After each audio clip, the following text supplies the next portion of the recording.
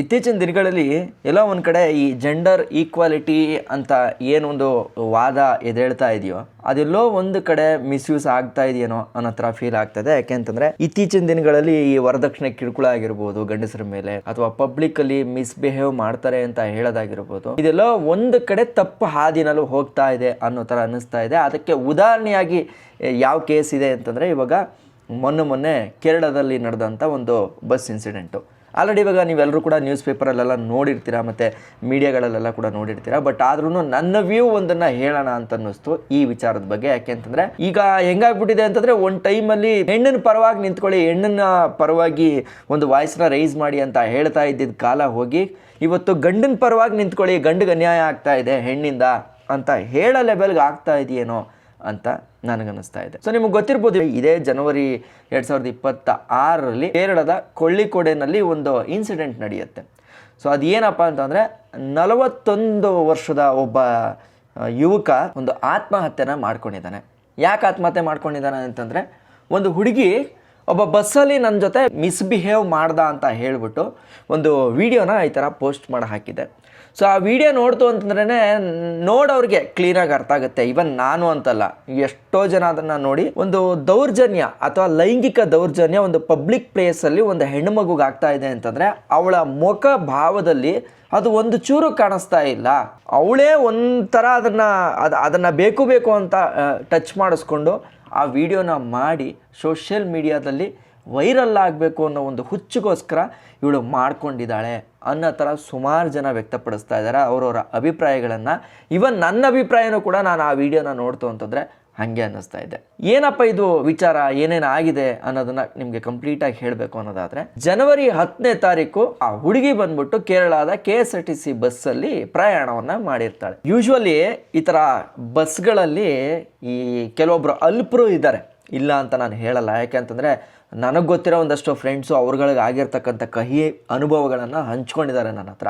ನೀವೇನಾದರೂ ಒಂದು ಸ್ವಲ್ಪ ಓಪನ್ ಮೈಂಡೆಡ್ ಆಗಿತ್ತು ಅಂತಂದರೆ, ನಿಮ್ಮ ಫ್ರೆಂಡ್ಸಲ್ಲಿ ಇರ್ತಕ್ಕಂಥ ಹುಡುಗಿರ್ಗಳನ್ನಾಗಿರ್ಬೋದು ಅಥವಾ ನಿಮ್ಮ ಮನೇಲಿರೋ ಅಕ್ಕ ತಂಗಿಯನ್ನಾಗಿರ್ಬೋದು, ಒಂದು ಮಾತು ಸುಮ್ಮನೆ ಹಾಗೆ ಕೇಳಿ ನೋಡಿ, ಬಸ್ಸಲ್ಲಿ ಏನಾದರೂ ಈ ಥರದ ಘಟನೆ ಆಗಿದೆಯಾ, ಯಾವುದಾದ್ರೂ ಅಪರಿಚಿತ ಒಬ್ಬ ಗಂಡು ಬಂದು ನಿಮ್ಮನ್ನು ಟಚ್ ಮಾಡೋದು ಅವೆಲ್ಲ ಮಾಡಿದ್ದಾನ ಅಂತ ಕೇಳಿದ್ರೆ ಸಾವಿರಾರು ಕಥೆಗಳು ಸಿಗುತ್ತೆ. ಆ ಥರನೂ ಇದ್ದಾರೆ, ಇಲ್ಲ ಅಂತ ಅಲ್ಲ. ಈವನ್ ಎಷ್ಟೋ ಕೇರಳದ ವೀಡಿಯೋಗಳನ್ನೂ ಕೂಡ ನಾನು ನೋಡಿದ್ದೀನಿ.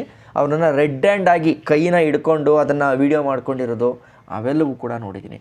ಆದರೆ ಈ ಒಂದು ಘಟನೆ ಇತ್ತಲ್ಲ, ಇದರಲ್ಲಿ ಪಾಪ ಆ ಮನುಷ್ಯ ಎಲ್ಲೋ ಒಂದು ಕಡೆ ತಂದೆ ಒಂದು ಲೋಕದಲ್ಲಿ ತಂದು ಯಾವುದೋ ಟೆನ್ಷನಲ್ಲಿ ಫೋನ್ ಮಾತಾಡಿಕೊಂಡು ಅದೇನೋ ಹಿಂಗೆ ಮಾಡ್ತಾ ಇದೆ. ಸೊ ಆ ಟೈಮಲ್ಲಿ ಒಬ್ಬ ಮನುಷ್ಯ ಅಂದಮೇಲೆ ಕೈನ ಹಿಂಗೆ ತಾರೆ ಯಾವಾಗಲೂ ಹಿಂಗೆ ಸ್ಟ್ರೈಟಾಗಿ ಇಟ್ಕೊಳಕ್ಕಾಗತ್ತಾ? ಹೆಂಗೆ ಇಟ್ಕೊಂಡ್ರೂ ತಪ್ಪು ಅಂತ ಅಂದ್ಕೊಳ್ಳೋರಿಗೆ ತಪ್ಪೇ ಆಗುತ್ತೆ.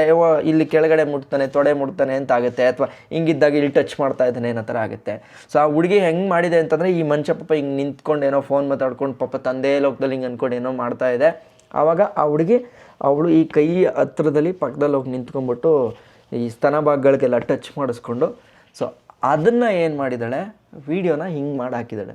ಸೊ ಆ ವಿಡಿಯೋದಲ್ಲಿ ಒಂಥರ ಸ್ಮೈಲ್ ಇದೆ ಮುಖದಲ್ಲಿ, ಗೊತ್ತಾಗ್ತಾ ಇದೆ ಒಂಥರ ಸ್ಮೈಲ್ ಮಾಡಿಕೊಂಡು ಹೇಳ್ತಾ ಇರತ್ರ. ಅದರಲ್ಲಿ ಏನು ನಿಮ್ಗೆ ಆ ಭಾವನೆನೇ ಗೊತ್ತಾಗಲ್ಲ. ಈಗ ಎಕ್ಸಾಂಪಲ್ಲು, ನನಗೆ ಇಷ್ಟ ಇಲ್ದಿರೋ ಕೆಲಸ ಯಾರು ಮಾಡಿದ್ರೆ ನಾನು ಅದನ್ನು ರೆಸಿಸ್ಟ್ ಮಾಡಬೇಕು, ತಡೆ ಮಾಡಬೇಕು, ಅಥವಾ ಅದಕ್ಕೆ ವಿರೋಧ ಕೋಪ ಪಡಬೇಕು, ಅದೇನೂ ಮಾಡಲ್ಲ, ಸುಮ್ಮನೆ ನಗಾಡ್ಕೊಂಡಿರುತ್ತೆ ಈ ಹುಡುಗಿ. ವಿಡಿಯೋನ ಮಾಡ್ಕೊಂತು ಜನವರಿ 11ನೇ ತಾರೀಕು ಅದನ್ನು ಡೈರೆಕ್ಟಾಗಿ ಸೋಷಿಯಲ್ ಮೀಡಿಯಾದಾಗ ಹಾಕಿದೆ. ಅಲ್ಲೆಲ್ಲೂ ಕೂಡ ಬಸ್ಸಲ್ಲಿ ಜಗಳ ಮಾಡಿಲ್ಲ, ಬಸ್ಸಲ್ಲಿದ್ದವ್ರಿಗೆ ಹೇಳಿಲ್ಲ, ಡ್ರೈವರ್ಗೆ ಹೇಳಿಲ್ಲ, ಸ್ಟೇಷನ್ಗೆ ಹೋಗಿ ಅಂತ ಹೇಳಿಲ್ಲ. ಯೂಶ್ವಲಿ ಹುಡುಗಿಯರು ಹಂಗೆ ಮಾಡ್ತಾರೆ, ಅಥವಾ ಈ ಥರ ಲೈಂಗಿಕವಾದ ಕಿರುಕುಳ ಕೊಡ್ತಾ ಇದ್ದಾರೆ ಅಂತಂದಾಗ ಅಲ್ಲಿ ಇಲ್ಲಿ ಮುಟ್ಟೋದು ಮಾಡಿದಾಗ ಕೂಗಾಡ್ತಾರೆ, ಕಿರ್ಚಾಡ್ತಾರೆ, ಏನು ಮಾಡ್ತಾ ಇದೆಯಾ ನೀನು ಅಂತ. ಮೊನ್ನೆ ಕಾರವಾರದಲ್ಲೂ ಕೂಡ ಈ ಥರದ್ದೊಂದು ಇನ್ಸಿಡೆಂಟ್ ಆಗಿದೆ. ಸೊ ಅದು ನೋಡ್ತಿದ್ದಾಗೆ ನಮ್ಗೆ ಅರ್ಥ ಆಗುತ್ತೆ, ಈ ಹುಡುಗಿ ಆ ಥರ ಏನೂ ಮಾಡಿಲ್ಲ. ಈ ಹುಡುಗಿ ಸುಮ್ಮನೆ ಏನು ಮಾಡಿದೆ, ಫೋಟೋ ವಿಡಿಯೋ ಮಾಡ್ಕೊಂಡಿದೆ, ಅದನ್ನು ಡೈರೆಕ್ಟಾಗಿ ಸೋಷಿಯಲ್ ಮೀಡಿಯಾದಲ್ಲಿ ಹಾಕಿದೆ. ಗೊತ್ತಲ್ಲ ನಮ್ಮ ಜನ ಅಂತಂದರೆ ನೀವಲ್ಲ, ಇವನ್ ನಾನು ಕೂಡ ಸೇರ್ಕೋತೀನಿ ಅದರಲ್ಲಿ. ಒಂದು ವಿಡಿಯೋ ನೋಡಿದ ತಕ್ಷಣ ಅದರದ್ದು ಸತ್ಯಾಸತ್ಯತೆಗಳನ್ನ ತಿಳ್ಕೊಳ್ಳದೆ ಈಸಿಯಾಗಿ ಜಡ್ಜ್ಗಳಾಗ್ಬಿಡೋದು, ನಾವೇ ಜಡ್ಜ್ಮೆಂಟ್ ಕೊಡೋದು, ನಾವೇ ಪಬ್ಲಿಕ್ ಅಲಿಗೇಷನ್ಸ್ ಮಾಡಿಕೊಂಡು ಪರ ವಿರೋಧ ಚರ್ಚೆಗಳನ್ನ ಮಾಡೋದು. ಒಂದು ಸಾವು ನಾವು ಹಾಕೋ ಒಂದೊಂದು ಕಮೆಂಟ್ನ ಎಫೆಕ್ಟಿಂದ ಆಗುತ್ತೆ ಅನ್ನೋದಾದರೆ ಆ ಕಮೆಂಟ್ನ ಬೆಲೆ ಎಷ್ಟಿದೆ ಅನ್ನೋದನ್ನ ಯೋಚನೆ ಮಾಡಬೇಕು. ಒಬ್ಬರ ಮೇಲೆ ಆಪಾದನೆ ಮಾಡೋಕ್ಕಿಂತ ಮುಂಚೆ ಅದೇ ಸ್ಥಾನದಲ್ಲಿ ನಮ್ಮನೆಯವರಿದ್ರೆ ನಾವು ಯಾವ ರೀತಿ ಟ್ರೀಟ್ ಮಾಡ್ತೀವೋ ಆ ಥರನೇ ಮಾಡಬೇಕೇ ಹೊರತು, ಯಾವುದೋ ಒಬ್ಬ ಕಂಡವ್ರ ಮನೆ ಹೆಣ್ಣು ಮಕ್ಕಳು ಅಥವಾ ಕಂಡವ್ರ ಮಕ್ಕಳು ಅಂತಂದ ತಕ್ಷಣ ಹೆಂಗೆ ಬೇಕೋ ಹಾಗೆ ನಾನು ನನ್ನ ಬಾಯಿಗೆ ಬಂದಂಗೆ ಹೇಳ್ಬಿಟ್ಟು ಹೊಟ್ಟೋಗೋದು, ಈ ಥರದ ಇನ್ಸಿಡೆಂಟ್ಗಳು ಆಗುತ್ತೆ.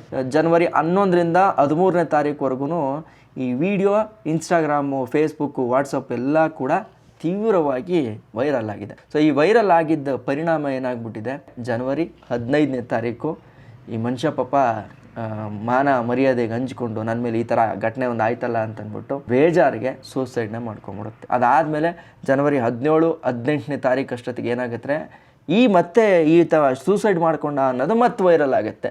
ಮತ್ತೆ ಜನರ ಹತ್ರನೇ ಟ್ರಯಲಾಗಿ ಬರುತ್ತೆ. ಈಗ ನಾವೆಲ್ಲ ಜಡ್ಜ್ಮೆಂಟ್ಗಳು ಕೊಡಬೇಕಲ್ಲ, ಅವಳು ಹಂಗೆ ಮಾಡಿದ್ಲು ಹಿಂಗೆ ಮಾಡಿದ್ಲು, ಹಂಗೋಸ್ಕರನೇ ಇವನು ಇವತ್ತು ಸತ್ತೋದ ಅಂತಂದ್ಬಿಟ್ಟು. ಇವತ್ತು ಕೇರಳದಲ್ಲಿ ಹೆಂಗೆ ನಡೀತಾ ಇದೆ ಅಂತಂದರೆ, ಟ್ರೋಲ್ಗಳು ಯಾವ ರೀತಿ ನಡೀತಾ ಇದೆ ಅಂತಂದರೆ, ಒಂದು ಆ ಹುಡುಗಿನ ಬೈಯೋದಾಗಿರ್ಬೋದು, ಎರಡನೇದು ಈಗ ಗಂಡಸರೆಲ್ಲ ಒಂದೊಂದು ರಟ್ಟು ಬಾಕ್ಸ್ ಕಟ್ಕೊಂಡು ಬಸ್ಸಲ್ಲಿ ಹತ್ಕೊಳ್ಳೋ ಥರ ವೀಡಿಯೋನ ಮಾಡ್ತಾ ಇದ್ದಾರೆ.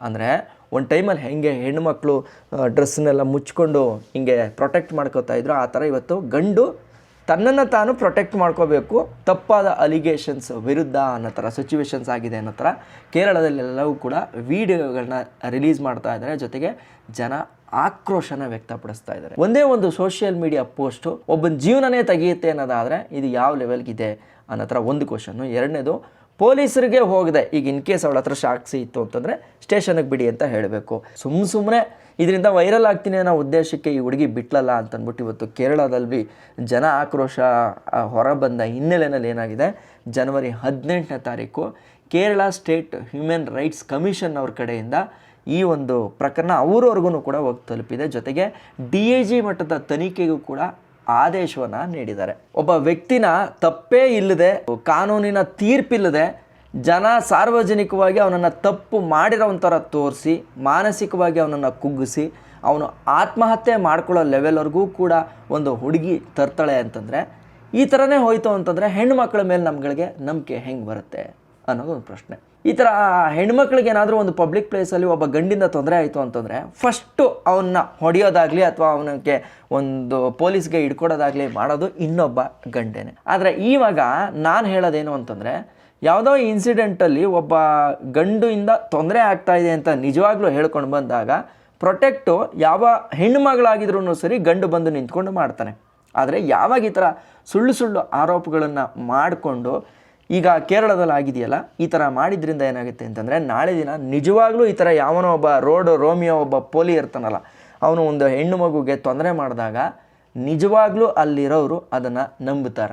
ಈ ಥರ ಕೆಟ್ಟದಾಗಿ ಸೋಷಿಯಲ್ ಮೀಡಿಯಾನ ಯೂಸ್ ಮಾಡಿಕೊಂಡು ಇದರಿಂದ ನಾನು ಒಬ್ಬ ಗಂಡನ್ನ ಹೆಸರು ಹಾಳು ಮಾಡಿ ನಾನು ಬೆಳಿತೀನಿ ಅಂತ ಅಂದ್ಕೊಳ್ಳೋ ಮನಸ್ಥಿತಿಯಿಂದ ಪ್ರಾಬ್ಲಮ್ ಏನಾಗಿದೆ, ಇವತ್ತು ನಿಜವಾಗ್ಲೂ ಆ ಥರ ಪ್ರಾಬ್ಲಮ್ ಆಗೋರು ಅದನ್ನು ಹೊರಗಡೆಗೆ ಹೇಳ್ಕೊಳಕ್ಕಾಗಲ್ಲ, ಅದನ್ನು ಒಳಗಡೆ ಮುಚ್ಚಿಟ್ಕೊಬೇಕಾಗತ್ತೆ. ಯಾಕೆ ಅಂತಂದರೆ, ನಾನೆಲ್ಲಿ ಇದನ್ನು ಬಾಯಿ ಬಿಡ್ತು ಅಂತಂದರೆ ಮತ್ತು ನನ್ನನ್ನು ಕೂಡ ಅವಳ ರೀತಿಯೇ ಟ್ರೀಟ್ ಮಾಡಿಬಿಡ್ತಾರೋ ಅಂತಂದ್ಬಿಟ್ಟು ಹೆದರ್ಕೊಳ್ಳೋಂಥ ಹುಡುಗಿಯರ ಒಂದು ಸಾಧ್ಯತೆಗಳು ಕೂಡ ಜಾಸ್ತಿ ಇರುತ್ತೆ. ಜೊತೆಗೆ ಆ ನಂಬಿಕೆ ಟ್ರಸ್ಟ್ ಅನ್ನೋದು ಹೊಟ್ಟೋಗ್ಬಿಡುತ್ತೆ. ಈಗ ಬಂಧನ ಮಾಡಿರೋದ್ರಿಂದ ಮುಂದೆ ಏನಾಗುತ್ತೆ ಅನ್ನೋದನ್ನು ನೋಡಬೇಕು. ಸೊ ಭಾರತೀಯ ನ್ಯಾಯ ಸಂಹಿತೆ ಸೆಕ್ಷನ್ 108 ಪ್ರಕಾರ ಅಬೆಟ್ಮೆಂಟ್ ಟು ಸೂಸೈಡ್ ಅಡಿ ಕೇಸನ್ನು ದಾಖಲೆ ಮಾಡಿದ್ದಾರೆ. ಇದರಲ್ಲಿ ಏನಾಗ್ಬೋದು ಅಂತಂದರೆ, ಈ ಹುಡುಗಿಗೆ ಜೈಲು ಶಿಕ್ಷೆ ಆಗ್ಬೋದು ಅಥವಾ ದಂಡ ಆಗ್ಬೋದು ಅಥವಾ ಎರಡೂ ಕೂಡ ಆದರೂ ಆಗಂಥ ಸಾಧ್ಯತೆ ಇರುತ್ತೆ. ಆಲ್ಮೋಸ್ಟ್ ಇವತ್ತಿನ ಸಮಾಜದಲ್ಲಿ ಒಂದು ಲೆವೆಲ್ಗೆ, ನಾನು ತೀರಾ ಆಗಿದೆ ಅಂತ ಹೇಳೋಕ್ಕಾಗಲ್ಲ, ಬಟ್ ಆದರೆ ಇವತ್ತಿನ ಸಮಾಜದಲ್ಲಿ ಹೆಣ್ಣಿಗೂ ಕೂಡ ಒಂದು ಈಕ್ವಲ್ ರೈಟ್ಸ್ ಇದೆ ಅನ್ನೋದು ಎಲ್ರಿಗೂ ಕೂಡ ಗೊತ್ತಾಗಿದೆ. ಇವನ್ ಅದು ಒಂದು ಲೆವೆಲಿಗೆ ಬರ್ತಾ ಇದೆ. ಈ ಒಳ್ಳೆ ಬೆಳವಣಿಗೆ ಟೈಮಲ್ಲಿ ಎಲ್ಲೋ ಒಂದು ಕಡೆ ಈ ಥರ ಕೆಲವೊಂದು ಹೆಣ್ಣುಮಕ್ಕಳು ಮಾಡೋದ್ರಿಂದ ನಿಜವಾಗ್ಲೂ ಬೆಳಿಬೇಕಾಗಿರೋ ಹೆಣ್ಣುಮಕ್ಕಳಿಗೆ ಇದರಿಂದ ತೊಂದರೆ ಆಗ್ಬೋದು ಅಂತ ನನಗನ್ಸುತ್ತೆ. ಆ್ಯಂಡ್ ನಿಮ್ಗೇನನ್ಸುತ್ತೆ ಅಂತ ಕಮೆಂಟ್ ಮಾಡಿ ತಿಳಿಸಿ. ಇಷ್ಟು ಹೇಳ್ತಾ ನಾಳೆ ಇನ್ನೊಂದು ಒಳ್ಳೆ ಮಾಹಿತಿ ಜೊತೆಗೆ ನಿಮ್ಮ ಜೊತೆ ಸಿಗ್ತೀನಿ ಅಂತ ಹೇಳ್ತಾ, ನಾನು ನಿಮ್ಮ ಕಿತ್ತಡಿ ಕಿರಣ್. ಜೈ ಹಿಂದ್, ಜೈ ಕರ್ನಾಟಕ ಮಾತೆ.